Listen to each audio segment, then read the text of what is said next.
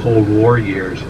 The next one is the Agena. It's used for testing for upper air sounding, and it had about 1,000-mile range. They could launch that from Utah and go all the way down to White Sands Range in New Mexico. All right, as we go along now, you're going to kind of see just kind of where they park the majority of airplanes.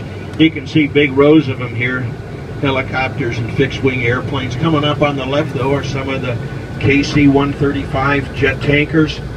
Folks, this design goes back to the Eisenhower administration. That's how old that airplane is.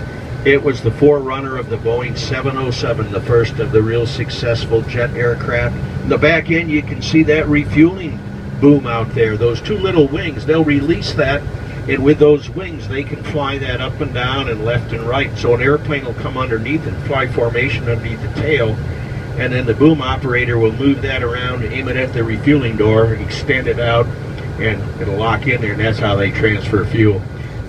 They're really, really wearing out big time, and the Boeing company has now finally gotten a contract to build a replacement for them, and the second one, I think, is in the process of being built.